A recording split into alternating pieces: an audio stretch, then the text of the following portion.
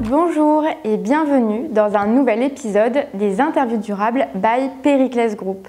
Aujourd'hui, nous avons le plaisir d'accueillir Claire Martinetto, présidente du directoire d'Ecofi, une société de gestion 100% ISR.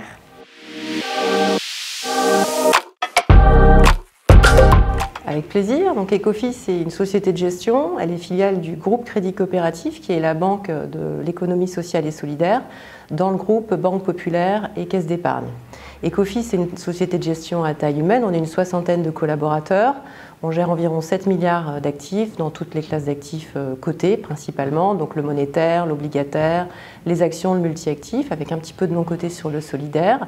Ecofi, c'est aussi une société de gestion engagée depuis 50 ans en finance durable et solidaire. C'est un pionnier dans ces classes d'actifs. On a créé le premier fonds de partage avec le Crédit Coopératif en 1983. On a créé le premier fonds solidaire pur en 2011. On a une gamme de fonds ouverts 100% gérés avec notre processus propriétaire ISR depuis 2000.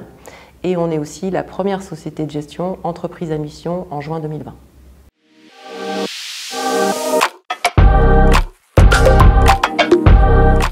Alors, ça peut paraître bateau, mais ce n'est pas parce que c'est bateau qu'on ne va pas le dire.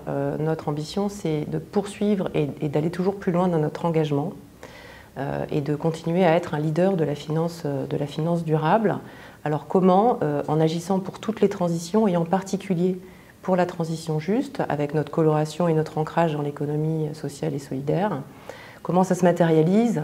Ce qu'on fait, c'est qu'on travaille à améliorer de façon absolument permanente nos méthodologies et nos approches dans toutes les dimensions. On essaye plutôt d'anticiper les réglementations plutôt que de les subir. On dit ce qu'on fait, on fait ce qu'on dit, on est transparent, on est cohérent et surtout on est capable d'assumer ses convictions, y compris quand les temps sont durs et que les performances sont contre nous.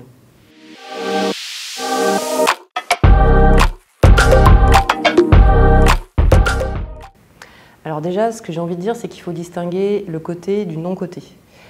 Sur le côté, l'additionnalité, elle est quand même très difficilement mesurable puisqu'en fait, les actifs ont toujours des investisseurs pour financer leurs projets. Donc c'est un peu difficile, mis à part peut-être pour des investissements très thématiques, où là on peut trouver une intentionnalité et potentiellement une additionnalité. Nous, notre approche de l'additionnalité chez Ecofi sur le côté, c'est plutôt au travers de notre engagement actionnarial, donc nos dialogues avec les entreprises, notre politique de vote est extrêmement engagée.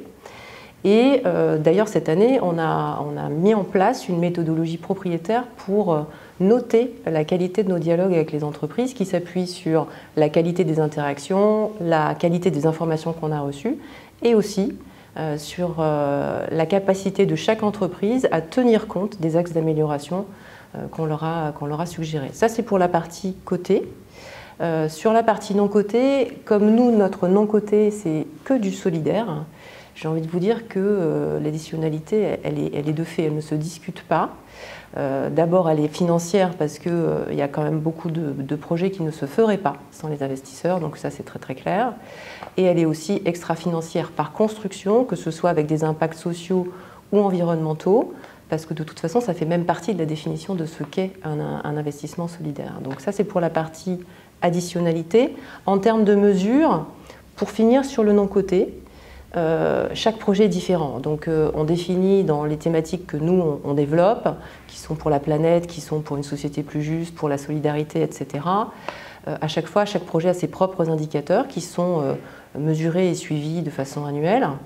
Et sur le côté, la mesure, elle se fait plutôt ex post au travers de nos reportings d'impact qui sont extrêmement complets, qui contiennent des indicateurs dans les dimensions environnementales, sociales, gouvernance, droits de l'homme, intensité carbone, mais aussi des indicateurs d'alignement des portefeuilles avec les ODD et avec la taxonomie verte.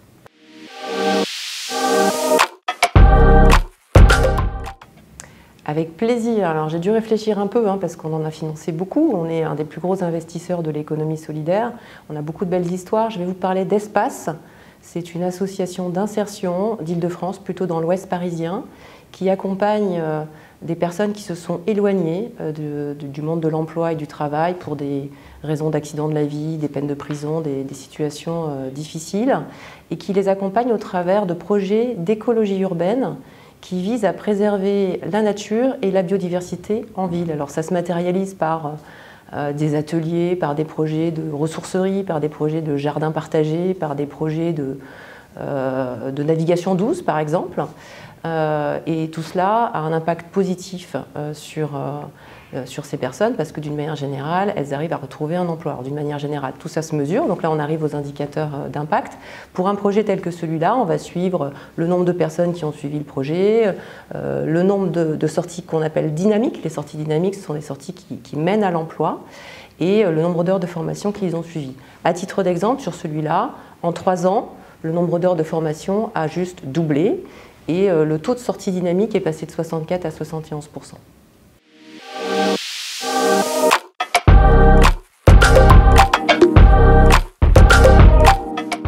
Alors, grand sujet, on attend cette réforme évidemment. Alors, je ne vais pas rentrer dans le débat entre réforme totale ou réforme partielle. Clairement, la réglementation SFDR jusqu'à présent, elle était trop floue. Ça a permis des abus divers et variés et ça a surtout permis à un certain nombre de sociétés de gestion de classifier leurs fonds dans les articles qu'ils voulaient, 8, 9, 52, enfin bon bref, ça n'avait aucun sens. Pour Ecofi, c'était plutôt agaçant, pour être honnête, parce que nous qui sommes vraiment au cœur de ce type d'investissement durable et à impact, on était parfois un petit peu sceptiques de voir quelques fonds classés 8 ou 9 selon la réglementation SFDR. Maintenant, comment elle doit évoluer ? On pense que le principe, c'est surtout de préciser les choses et de rendre les choses non discutables. Donc que ce soit des réglementations qui portent des articles 8-9 ou que ce soit avec une catégorie pour l'impact investing, il faut la définir. Il faut la définir clairement pour qu'il n'y ait aucun doute et aucun scepticisme possible, notamment de la part des épargnants qui sont à la fin les clients finaux de tout ça. Et sans eux, on ne pourra pas financer toutes les transitions sur lesquelles nous sommes en train de travailler. Donc c'est essentiellement ça pour nous notre point vis-à-vis de l'évolution de cette réglementation.